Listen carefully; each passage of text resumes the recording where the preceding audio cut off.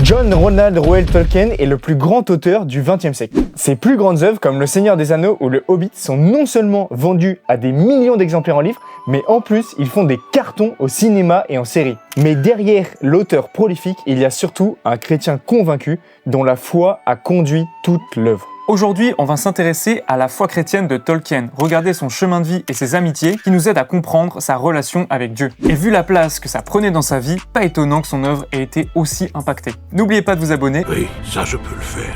C'est parti pour l'histoire de foi de John Ronald Reuel Tolkien.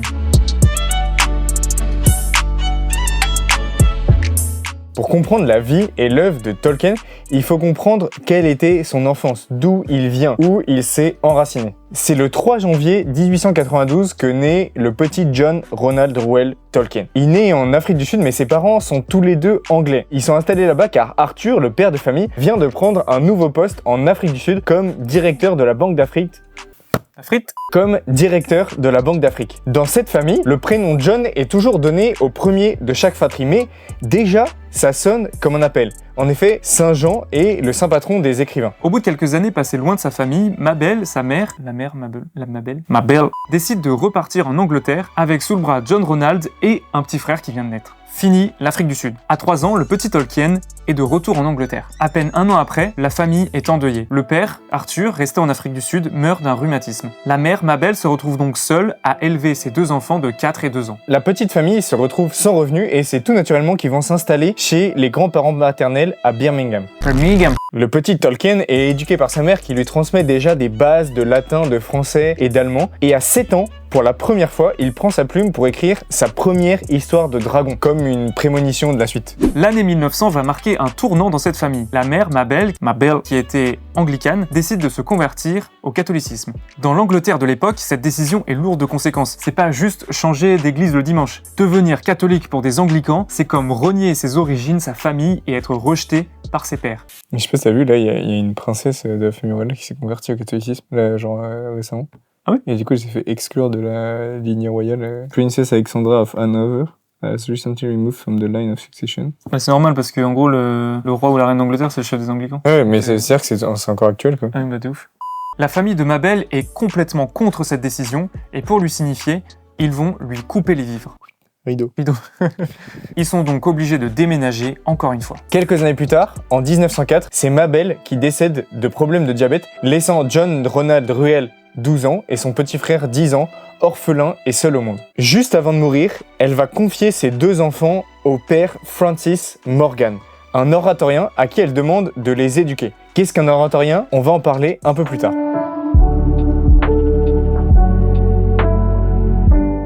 Père Francis Morgan va tutorer Tolkien jusqu'à sa majorité et il va même aller jusqu'à s'intéresser à des questions très personnelles. C'est ce qu'on va voir plus tard. Tolkien dira de lui qu'il est comme son deuxième père. Et un bon père, c'est à la fois encourager et censuré. En 1908, Tolkien a 14 ans et il déménage dans un nouvel immeuble. Il ne va pas tarder à tomber amoureux d'une jeune fille qui est dans le même immeuble, Edith Bratt. Edith Bratt. Rien n'était naturel car Edith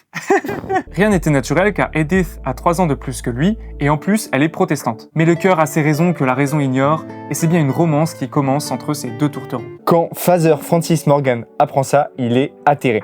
Il ne faudrait pas que sa pupille rate ses études à cause d'une amourette à 2 balles. Il interdit formellement à John Ronald de revoir Edith. Les années suivantes, Tolkien s'exécute et met fin à sa romance. Il réussit finalement à obtenir une bourse et commence des études supérieures à Oxford en 1911. Il s'intéresse en particulier à la philologie. La philologie, c'est une matière assez niche qui creuse l'histoire et l'évolution des langues. Du coup, pendant son parcours, il se met à apprendre des langues aussi originales que le gallois, le finnois, parce qu'il trouve que le latin et le grec, c'est un peu trop classique, ça manque de complexité. Toutes ces connaissances vont lui servir non seulement pour traduire la Bible, mais aussi pour créer les langues de l'univers de la Terre du Milieu, comme le Kousdoul, le noir parlé, le Sindarin, la langue des elfes, ou le Kenya. Mais s'il développe son intelligence à Oxford, il n'a pas oublié à qui il a donné son cœur. À peine majeur et libéré de la tutelle de Father Francis Morgan, il écrit une lettre à Edith pour la demander en mariage. Problème, entre les deux, sa bien-aimée s'est fiancée avec quelqu'un d'autre, mais Tolkien sait ce qu'il veut. Il prend le train pour la rejoindre, lui fait rompre ses fiançailles et par-dessus le marché, la convertit au catholicisme. À peine un an après, en 1914, les voilà fiancés. Tolkien a alors 22 ans.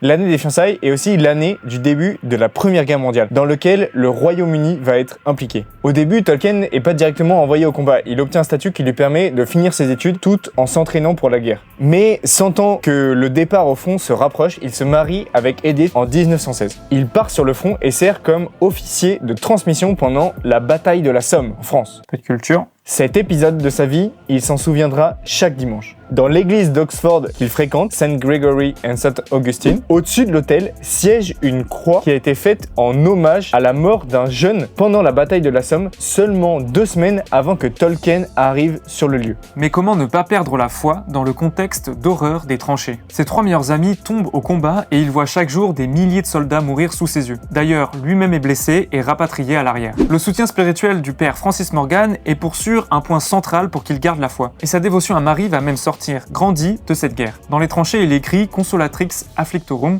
un poème à Marie, la mère de Jésus, consolatrice des affligés. En rentrant de la guerre, il revient avec des brouillons de gnomes, nains et autres créatures fantastiques. Ces brouillons seront à l'origine d'un chapitre introductif à l'univers de la Terre du Milieu, le Silmarillion, qui sera publié seulement après sa mort. La souffrance que Tolkien a vue et vécue pendant la guerre, mais aussi le fait qu'il soit orphelin à 12 ans, va fortement impacter son écriture et son œuvre.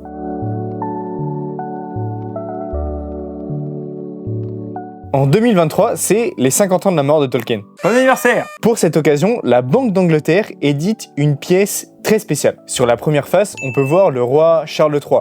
Classique. Mais sur l'autre, on voit apparaître le monogramme de Tolkien. Regardez bien ce monogramme. On distingue facilement le J de John, le double R de Ronald Reuel et le T qui surplombe le tout pour Tolkien. Mais regardez bien en bas à droite. Vous voyez ce petit empattement? Qu'est-ce que ça peut bien vouloir dire? Impossible qu'il soit lié au R, sinon il serait des 2 côtés. En fait, c'est bien plus qu'une histoire d'empattement. Souvenez-vous du père Francis Morgan, son tuteur, et de sa congrégation, les Oratoriens. L'Oratoire, c'est une congrégation religieuse catholique qui a pour vocation de se mettre au service des pauvres. Elle a été fondée au XVIe siècle à Rome par Philippe Néri. Retenez bien son nom. Tolkien et le père Morgan sont tellement proches que Tolkien va passer beaucoup de temps à l'Oratoire. Et ça va laisser des traces, de bonnes traces. Il faut comprendre le contexte de l'époque. À cette époque-là, les catholiques sont minoritaires parmi les anglicans au Royaume-Uni et Tolkien rencontre parmi les oratoriens beaucoup de prêtres catholiques qui sont des anglicans convertis. Ça rejoint profondément son histoire. Plus tard dans l'histoire de Tolkien, une fois, il dîne avec un autre universitaire en parlant d'un poste et cet universitaire lui dit « mais on va quand même pas nommer un catholique à ce poste ». C'est pour vous dire à quel point des gens comme Tolkien pouvaient être méprisés. Tolkien est marqué par les oratoriens et leur spiritualité, et en particulier par le fondateur, le père Philippe Néri. Et c'est tout naturellement que le jour de sa confirmation, Tolkien choisit d'ajouter Philippe à son nom. Après de nombreuses recherches et des discussions notamment avec la fille de Tolkien elle-même, l'universitaire Holly Ordway arrive à la conclusion suivante. L'empattement en bas du R est en fait un P qui est caché dans le R. Et ce P, c'est une référence à ce même prénom Philippe qu'il avait choisi lors de sa confirmation en l'honneur de Philippe Néri. Un bel hommage à l'oratoire, à sa spiritualité et à son fondateur. Mais l'influence de l'oratoire sur Tolkien ne s'arrête pas là.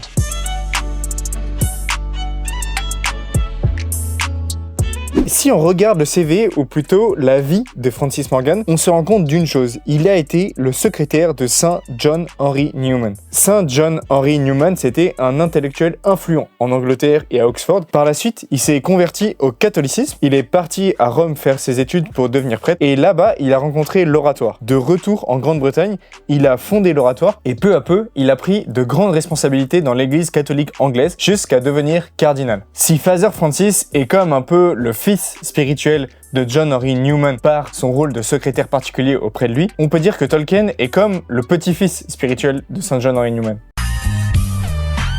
Et ça va même avoir un impact sur le Seigneur des Anneaux. Prenons par exemple Gérontius, le hobbit le plus âgé avec le plus d'enfants. C'est original comme nom, non, Gérontius? Eh bien en fait, John Henry Newman utilise ce nom dans un de ses livres, The Dream of Gerontius. Vraiment mon anglais là? Bilingue, ouais. Bilingue, français, nous? C'est des petits détails, mais ça montre bien l'influence de l'oratoire sur l'œuvre de Tolkien. Il connaissait bien cette spiritualité, mais aussi la vie de Philippe Néri, ou encore celle de John Henry Newman, et c'est comme si tout rejaillissait dans son œuvre.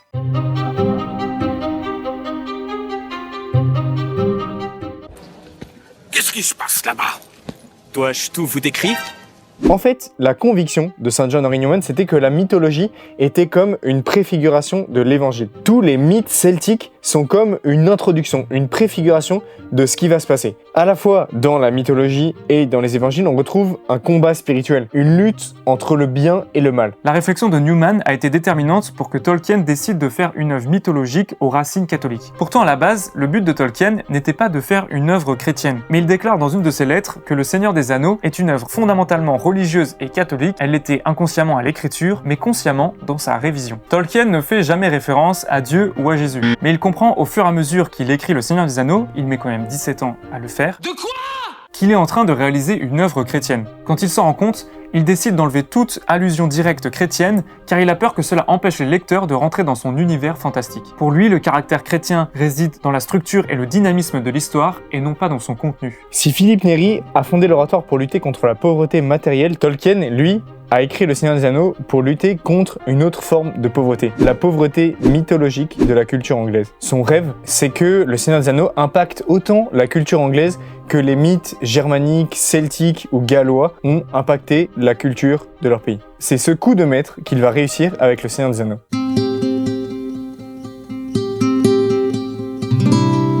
Le Seigneur des Anneaux est sans doute l'œuvre la plus importante de Tolkien, en tout cas la plus diffusée. Mais saviez-vous que ce livre n'a été terminé que grâce aux encouragements d'un de ses bons amis, j'ai nommé C.S. Lewis, l'auteur du Monde de Narnia.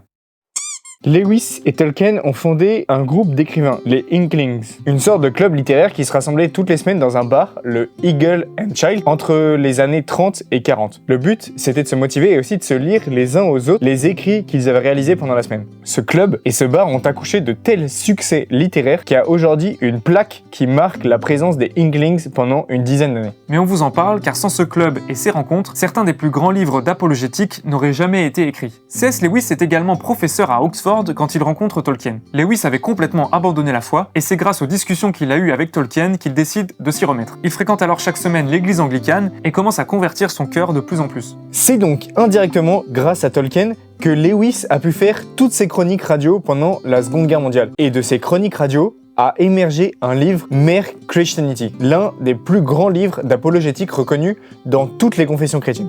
Lewis, qui était anglican, a aussi écrit Tactique du diable, l'un des livres qu'on peut trouver dans toutes les bonnes librairies chrétiennes. Qu'on vous conseille. Bien que Tolkien soit catholique et Lewis anglican, leur amitié a fait naître une émulation féconde. Lewis voyait l'ensemble du christianisme comme une maison. Dans une maison, on ne reste pas à l'entrée, mais on choisit une pièce. De la même manière, le chrétien doit choisir une confession pour s'y installer. Lewis et Tolkien à travers leurs œuvres littéraires, mais aussi Tolkien dans sa participation à la traduction de la Bible de Jérusalem en anglais en 1966, chacun à leur manière et avec leur talent participaient à construire le royaume de Dieu. La musique, internet, le cinéma, il y a plein d'endroits à évangéliser. Lewis et Tolkien ont choisi la littérature. Et on peut dire que ça a vraiment eu de l'effet. Grâce à sa foi, Tolkien a marqué l'histoire de la littérature anglaise et mondiale avec un chef-d'œuvre comme Le Seigneur des Anneaux.